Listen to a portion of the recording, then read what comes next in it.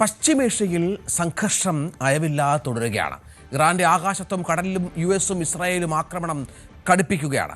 ടെഹ്റാനിലടക്കം ആക്രമണ പരമ്പര തുടരുന്നു. അമേരിക്കയും ഇസ്രായേലും സാധാരണക്കാർ കഴിയുന്ന 10,000-ഓളം ഇടങ്ങൾ ആക്രമിച്ചുവെന്നാണ് ഇറാന്റെ ആരോപണം. യുഎസ് സൈനിക കേന്ദ്രങ്ങൾ ലക്ഷ്യമിട്ട് ഇറാനും ആക്രമണം തുടരുകയാണ്. ഹോർമുസ് കടലിടുക്കിലൂടെ എണ്ണക്കപ്പലുകൾ എത്തുന്നത് തടയാൻ ഇറാൻ സ്ഥാപിച്ച 16 മൈനുകൾ നശിപ്പിച്ചതായി യുഎസ് സൈന്യം വ്യക്തമാക്കി. ഇതിനിടെ ഗൾഫ് രാജ്യങ്ങളെ സംരക്ഷിക്കാൻ യുക്രൈൻ സൈനിക ഉദ്യോഗസ്ഥരും യുദ്ധോപകരണങ്ങളും എത്തുമെന്ന് പ്രസിഡന്റ് വ്ളാഡിമിർ സെലൻസ്കി അറിയിച്ചു. അജയ് സുധാ ബിജു ഏറ്റവും പുതിയ വിവരങ്ങളുമായി ചേരും. അജയ്, ഏറ്റവും പുതിയ വിവരം ഈ ഇറാന്റെ കപ്പലുകൾ 10ഓളം കപ്പലുകൾ നശിപ്പിച്ചു എന്നുള്ള അമേരിക്കയുടെ ഒരു അവകാശവാദമാണ്. അതിന് കടുത്ത തിരിച്ചു നൽകുമെന്ന് ഇറാൻ പ്രഖ്യാപിച്ച പശ്ചാത്തലം കൂടിയുണ്ട്. എന്താണ് യഥാർത്ഥത്തിൽ സംഭവിക്കുന്നത്? ഇപ്പോൾ ഹോർമുസ് കേന്ദ്രീകരിച്ചാണോ ഈ യുദ്ധത്തെ നിയന്ത്രിക്കാൻ ഇറാൻ ശ്രമിക്കുന്നത്? രഞ്ജിത്ത്, ഇപ്പോൾ അമേരിക്കയിലും വലിയ രീതിയിലുള്ള ഒരു സാമ്പത്തിക പ്രതിസന്ധി, അതുപോലെ തന്നെ ഓയിൽ ക്രൈസിസ് എല്ലാം നിലനിൽക്കുന്നുണ്ട്. അതുകൊണ്ട് തന്നെ എത്രയും വേഗം ഈ യുദ്ധത്തിൽ ഒരു പരിസമാപ്തി ഉണ്ടാക്കുക അത് അമേരിക്കയ്ക്ക് കൂടി ഒരു സമ്മർദ്ദമായിരിക്കുകയാണ്. ഇതിന്റെ ഭാഗമായിട്ടാണ് ഹോർമുസിനെ നിയന്ത്രിക്കാൻ വേണ്ടി അമേരിക്ക എല്ലാവിധ മാർഗങ്ങളും സ്വീകരിച്ചു വരുന്നത്. അന്താരാഷ്ട്ര തലത്തിൽ തന്നെ എല്ലാ രാജ്യങ്ങളും എല്ലാ സംഘടനകളും ഇതിനുവേണ്ടി അമേരിക്കയോട് സമ്മർദ്ദം ചെലുത്തിക്കൊണ്ടിരിക്കുകയാണ്. ഇപ്പോൾ നിലവിൽ ഇന്നലെ പ്രസിഡന്റ് പറഞ്ഞതനുസരിച്ച് ഈ ഹോർമുസ് കടലിടുക്കിലുള്ള 10 ഇറാനിയൻ കപ്പലുകൾക്ക് നേരെ ആക്രമണം നടന്നു. ഇവയെ നശിപ്പിക്കാൻ സാധിച്ചതായിട്ടാണ് പ്രസിഡന്റ് ഡൊണാൾഡ് ട്രംപ് വ്യക്തമാക്കിയത്. അതിനുശേഷം യുഎസ് ആർമിയുടെ മറ്റൊരു സ്റ്റേറ്റ്മെന്റ് കൂടി വന്നിരുന്നു.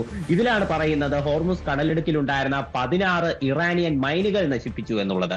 അപ്പോൾ ഈ ഹോർമുസിന്റെ നിയന്ത്രണം ഏറ്റെടുക്കാനുള്ള എല്ലാ ശ്രമവും അമേരിക്ക ഇത്തരത്തിൽ നടത്തിക്കൊണ്ടിരിക്കുകയാണ്. എന്നാൽ ഇറാൻ തങ്ങൾക്ക് മറ്റ് തിരിച്ചടികൾ ഈ കപ്പലുകൾക്ക് നേരെ ആക്രമണം ഉണ്ടായത് ഇറാൻ സ്ഥിരീകരിക്കുന്നുണ്ട്. എന്നാൽ മൈനുകൾക്ക് നേരെ ആക്രമണം നടന്നത് അവർ ഇതുവരെ പറയുന്നില്ല.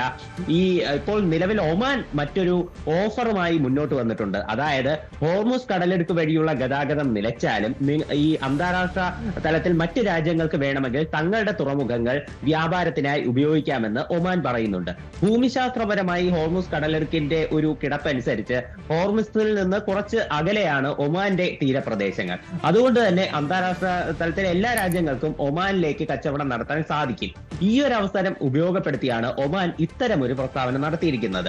ഒമാൻ പറയുന്നത് തങ്ങളുടെ രാജ്യത്തിലേക്ക് ചരക്കുകളും മറ്റും എത്തിച്ചു കഴിഞ്ഞാൽ മറ്റ് രാജ്യങ്ങൾ വഴി റോഡ് മാർഗം കണക്ട് ചെയ്തുകൊണ്ട് വ്യാപാരം നടത്താൻ സാധിക്കും. അപ്പോൾ ഇത്തരത്തിൽ പ്രതിസന്ധി എത്രയും വേഗം തന്നെ പരിഹരിക്കാനാകും എന്നും ഒമാൻ പറയുന്നുണ്ട്. പക്ഷേ ഇതിലും ഒരു പ്രശ്നം നിലനിൽക്കുന്നത് ചരക്ക് ഗതാഗതത്തിൽ ഒരു കാലതാമസം നേരിടും എന്ന് പറയുന്ന ഒരു പ്രശ്നമുണ്ട്. പക്ഷേ ലോകരാജ്യങ്ങൾക്ക് അതൊരു ആശ്വാസം തന്നെയാണ്. വ്യാപാരത്തിന് പുതിയൊരു വാതിൽ ഇവിടെ തുറന്നു കിട്ടുകയാണ്.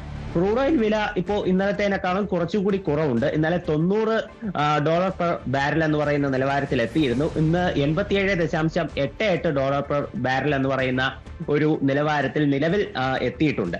അതുപോലെ തന്നെ ഇപ്പോ ഇസ്രായേലി പ്രധാനമന്ത്രി ബെഞ്ചമിൻ സെലൻസ്കി ഇപ്പോൾ ഒരു എക്സ്പോസ്റ്റ് ഇട്ടിരുന്നു. അതിൽ അദ്ദേഹം ഇറാനിയൻ ജനങ്ങളോട് വീണ്ടും ആഹ്വാനം ചെയ്യുകയാണ്. ഈ ആയത്തുള്ള ഭരണകൂടത്തെ പൂർണ്ണമായിട്ടും പുറത്താക്കണം, ജനങ്ങൾ തങ്ങളുടെ സ്വാതന്ത്ര്യം സ്വന്തം കൈകളിലേക്ക് കൊണ്ടുവരണം എന്നും ബെഞ്ചമിൻ നെതന്യാഹു ഒരു പോസ്റ്റ് ഇട്ടിരുന്നു. അത് തീർച്ചയായിട്ടും ഇറാനിൽ ഒറ്റപ്പെട്ടതെങ്കിലും സർക്കാരിനെതിരെ ഇപ്പോഴും തുടർന്നു വരുന്ന പ്രതിഷേധക്കാരെ ലക്ഷ്യമിട്ടു തന്നെയാണ്. അപ്പോൾ ഇറാൻ പോലീസ് മേധാവിയുടെ ഭാഗമായി പിന്നീട് ഇതിന്റെ ഒരു തുടർ പ്രതികരണം ഉണ്ടാകുന്നു. അതായത് ഇറാനിയൻ പോലീസ് മേധാവി പറയുന്നത് ഈ സർക്കാരിന് നേരെ എന്തെങ്കിലും തരത്തിലുള്ള പ്രതിഷേധം ഉണ്ടാവുകയാണെങ്കിൽ അവർക്ക് ശത്രുക്കളുടെ അതേ നിലയാകും എന്നാണ് ഇറാനിയൻ പോലീസ് മേധാവി വ്യക്തമാക്കിയ മറ്റൊരു കാര്യം എന്ന് പറയുന്നത്. ഇപ്പോ പശ്ചിമേഷ്യയിലുള്ള വിവിധ രാജ്യങ്ങൾക്ക് നേരെയും ആക്രമണം, ഇറാന്റെ പ്രത്യാക്രമണം രൂക്ഷമാണ്. ഇറാനിൽ ഇന്നലെ ശക്തമായിട്ടുള്ള ആക്രമണം തന്നെയാണ് നടന്നത്. ടെഹ്റാനിൽ ഉൾപ്പെടെ വൻ സ്ഫോടനങ്ങൾ നടന്നിരുന്നു. ഏതാണ്ട് 10,000-ലധികം ജനവാസ മേഖലകളിൽ ആക്രമണം നടന്നുവെന്ന് ഇറാന്റെ ആഭ്യന്തര മന്ത്രാലയം തന്നെ സ്ഥിരീകരിക്കുന്നുണ്ട്. അതുപോലെ ഇസ്രായേലിലെയും അതുപോലെ തന്നെ ഇറാഖിലെയും യുഎസിന്റെ കോൺസുലേറ്റുകൾക്ക് നേരെ ആക്രമണം നടന്നതായിട്ടാണ് ഇറാൻ അവകാശപ്പെടുന്നത്. അതുപോലെ തന്നെ ഇറാൻ ഇപ്പോ ഒരു വീഡിയോ ദൃശ്യങ്ങൾ ഉൾപ്പെടെ പുറത്തുവിട്ടിട്ടുണ്ട്. അവർ മിസൈൽ തൊടുത്തു വിടുന്നതിന്റെ അയൽ രാജ്യങ്ങളിലേക്ക്. ഇത്തരത്തിൽ തങ്ങൾ പവർഫുൾ ആണ് എന്നതിന്റെ ആ ഒരു പ്രതീതി നിലനിർത്താനുള്ള ശ്രമങ്ങളും ഇറാൻ ഇപ്പോൾ നടത്തുന്നുണ്ട്. എങ്കിലും നമ്മൾ ശ്രദ്ധിച്ചാൽ മനസ്സിലാകും, കഴിഞ്ഞ ദിവസങ്ങളുമായി താരതമ്യപ്പെടുത്തുമ്പോൾ ഈ പശ്ചിമേഷ്യയിലുള്ള ഇറാന്റെ ആക്രമണങ്ങൾ അത് മുൻപത്തേനേക്കാൾ കുറച്ച് തോത് കുറഞ്ഞതായിട്ട് നമുക്ക് കാണാൻ സാധിക്കും. ഇതൊരു പക്ഷേ ട്രംപ് അവകാശപ്പെടുന്നത് പോലെ ഇറാന്റെ ആയുധ സംവിധാനങ്ങൾ തകർന്നതുകൊണ്ടാകാം, അല്ലെങ്കിൽ ഈ പശ്ചിമേഷ്യയിലേക്ക് കൂടുതൽ ആക്രമണങ്ങൾ നടത്തി ആ രാജ്യങ്ങളുമായുള്ള സൗഹൃദത്തിൽ അധികം ഉലച്ചിൽ ഉണ്ടാകാതെ സൂക്ഷിക്കുക എന്നതുകൂടി ഇറാന്റെ ഒരു ലക്ഷ്യമായിരിക്കും. തീർച്ചയായും അതാണ്. ഒപ്പം ഈ സംഘർഷം ഇങ്ങനെ വ്യാപിക്കുമ്പോൾ, അത് കുറയാതെ നിൽക്കുമ്പോൾ പശ്ചിമേഷ്യൻ സാഹചര്യങ്ങളിൽ സുപ്രധാന ഇടപെടലുമായി ഇന്ത്യ ഉണ്ട് എന്നുള്ള പ്രധാനപ്പെട്ട കാര്യം കൂടിയുണ്ട്. വിദേശകാര്യമന്ത്രി എസ് ജയശങ്കർ ഇറാനുമായി സംസാരിച്ചു. നിലവിലെ സംഘർഷവുമായി ബന്ധപ്പെട്ടും പുതിയ സംഭവവികാസങ്ങളെക്കുറിച്ചും ഇറാൻ വിദേശകാര്യമന്ത്രി അബ്ബാസ് അരക്ചിയുമായി വിശദമായി ജയശങ്കർ സംസാരിച്ചു. ബന്ധം തുടരുമെന്നും എസ് ജയശങ്കർ വ്യക്തമാക്കിയിട്ടുണ്ട്. അജയ് സുധാ ബിജു ഉണ്ട്. അജയ്, ഇവിടെ നമുക്കറിയാം, നമുക്കൊരുപാട് ആശങ്കകളുണ്ട്. ഹോർമുസ് കടലിടുക്കാണ് പ്രധാന ആശങ്ക. ഇപ്പോൾ ഗ്യാസുമായി ബന്ധപ്പെട്ട വലിയ ക്ഷാമം, പാചകവാതകവുമായി ബന്ധപ്പെട്ട വലിയ ക്ഷാമം ഇപ്പോൾ ഇന്ത്യയിൽ ഉടനീളം രേഖപ്പെടുത്തുന്നു. ഹോട്ടലുകളൊക്കെ, വൻകിട ഹോട്ടലുകൾ പ്രവർത്തനം നിർത്താൻ ഒരുങ്ങുന്നു എന്ന വിവരമൊക്കെ പുറത്തു വരുന്നുണ്ട്. കേന്ദ്രമന്ത്രി തന്നെ വ്യക്തമാക്കുന്നു, ഗാർഹിക ഉപഭോക്താക്കൾക്ക് പ്രശ്നമില്ല, പക്ഷേ വാണിജ്യ ഉപഭോക്താക്കളുടെ കാര്യം പ്രതിസന്ധിയിലേക്ക് വരുന്നു എന്നുള്ളത്. ഇതൊക്കെ പരിഹരിക്കുക എന്നുള്ളത് നമ്മുടെ ലക്ഷ്യമാണ്. അല്ലെങ്കിൽ വലിയൊരു പ്രതിസന്ധിയിലേക്ക് രാജ്യം പോകും. 15 ദിവസത്തെ എണ്ണയൊക്കെ സ്റ്റോക്ക് ഉണ്ട് എന്ന് പറയുമ്പോഴും എസ് ജയശങ്കർ ഇത്തരം കാര്യങ്ങളൊക്കെ സ്വാഭാവികമായി സംസാരിക്കും. ഒപ്പം യുദ്ധം അവസാനിപ്പിക്കുക എന്നുള്ളത് ഇന്ത്യക്കും ഏറ്റവും അത്യാവശ്യമായ സന്ദർഭമാണ്. തീർച്ചയായിട്ടും എസ് ജയശങ്കർ ഇറാന്റെ പ്രതിനിധിയെ ഫോണിൽ വിളിച്ച് സംസാരിച്ചു എന്ന് എസ് ജയശങ്കർ തന്നെയാണ് അദ്ദേഹം തന്റെ എക്സ്പോസ്റ്റ് വഴി സ്ഥിരീകരിച്ചത്. എന്നാൽ എന്തൊക്കെ വിഷയങ്ങളാണ് ചർച്ചയായത് എന്ന് നിലവിൽ വ്യക്തമല്ല. ഇറാനെ മറ്റ് നിരവധി വിദേശ രാജ്യങ്ങൾ ഇപ്പോൾ തന്നെ ഫോണിൽ വിളിച്ചിട്ടുണ്ട്. ഇപ്പോൾ ചൈന, റഷ്യ, അതുപോലെ നിരവധി രാജ്യങ്ങൾ മധ്യസ്ഥതയ്ക്ക് തയ്യാറാണെന്ന് പറഞ്ഞ് മുന്നോട്ട് വന്നതായിട്ട് ഇറാൻ പറയുന്നുണ്ട്. അതുപോലെ തുർക്കിയും ഇറാനെ 2 തവണ ബന്ധപ്പെട്ടിരുന്നു. പക്ഷേ ഇവരോടൊന്നും ഒരു അനുകൂലമായ സമീപനമല്ല ഇറാൻ നിലവിൽ സ്വീകരിച്ചിരുന്നതെന്ന് ആ രാജ്യങ്ങളിലെ പ്രതിനിധികൾ ഇന്നലെ വ്യക്തമാക്കിയതാണ്.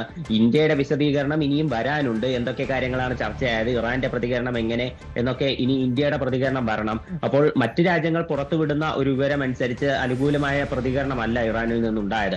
അവർ പറയുന്നത് എന്തെങ്കിലും തരത്തിലുള്ള മധ്യസ്ഥത ഈ ഒരു കാര്യത്തിൽ ഉണ്ടാകണമെങ്കിൽ ആദ്യം ആക്രമണങ്ങൾ പൂർണ്ണമായിട്ടും നിർത്തിവെക്കണം എന്നാണ് ഇറാൻ പറയുന്ന ഒരു കാര്യം. ആക്രമണങ്ങൾ മുഴുവൻ നിർത്തി എങ്കിൽ മാത്രമേ ഇത്തരം ഒരു മധ്യസ്ഥതയിലേക്ക് കടക്കാനാകൂ. എങ്കിലും US-നെയും ഇസ്രായേലിനെയും വിശ്വസിക്കാൻ കഴിയില്ല. കഴിഞ്ഞ വർഷവും സമാനമായിട്ടുള്ള രീതിയിൽ ഒരു സംഭവം ഉണ്ടായിരുന്നു. അതുകൊണ്ട് തന്നെ തങ്ങൾ ആക്രമണം തുടരും എന്നതാണ് ഇറാന്റെ ഒരു നിലപാടെന്ന് പറയുന്നത്. രഞ്ജിത്ത് സൂചിപ്പിച്ചതുപോലെ തന്നെ ഇപ്പോൾ ഇന്ത്യയിൽ ഈ പ്രശ്നം ആദ്യം ബാധിച്ചു തുടങ്ങിയത് ഈ വാണിജ്യ മേഖലയിലുള്ള ഗ്യാസുകളുടെ വിതരണമാണ്. ഇപ്പോൾ അത് കാരണം ചെന്നൈ, അതുപോലെ തന്നെ ബാംഗ്ലൂർ അടക്കം, അതുപോലെ ഡൽഹി, പലയിടങ്ങളിലും ഈ ഹോട്ടലുകൾ അടച്ചിടുന്ന ഒരു സ്ഥിതി ഉണ്ടായിട്ടുണ്ട്. ഇപ്പോ ഈ ഒരു പ്രതിസന്ധി ഇപ്പോ ആദ്യം വ്യാവസായിക മേഖലയാണ് ബാധിച്ചതെങ്കിൽ യുദ്ധം നീണ്ടു പോവുകയാണെങ്കിൽ അത് നമ്മുടെ സ്വന്തം അടുക്കളകളിലേക്ക് വരെ കടന്നു കയറാൻ സാധ്യതയുണ്ട്. പിന്നീട് ഇത് ഗാർഹിക മേഖലകളെയും സ്വാഭാവികമായിട്ടും ഇത് ബാധിക്കാൻ സാധ്യതയുണ്ട്. അപ്പോൾ ഈ യുദ്ധം എത്രയും വേഗം നിർത്തുക എന്നുള്ളത് ഇന്ത്യയുടെ ഏറ്റവും വലിയ ആവശ്യമാണ്. ഇന്ത്യക്ക് മാത്രമല്ല, മറ്റ് ഏഷ്യൻ രാജ്യങ്ങളിലും കടുത്ത പ്രതിസന്ധി തന്നെയാണ്. പാകിസ്ഥാനിലേക്ക് നോക്കുകയാണെങ്കിൽ അവിടെ ഇപ്പോൾ വിദ്യാഭ്യാസ സ്ഥാപനങ്ങൾക്ക് 2 ആഴ്ചത്തേക്ക് അവധി പ്രഖ്യാപിച്ചിട്ടുണ്ട്. യൂണിവേഴ്സിറ്റികളെല്ലാം ഓൺലൈൻ വഴിയാണ് ക്ലാസുകൾ നടത്തുന്നത്.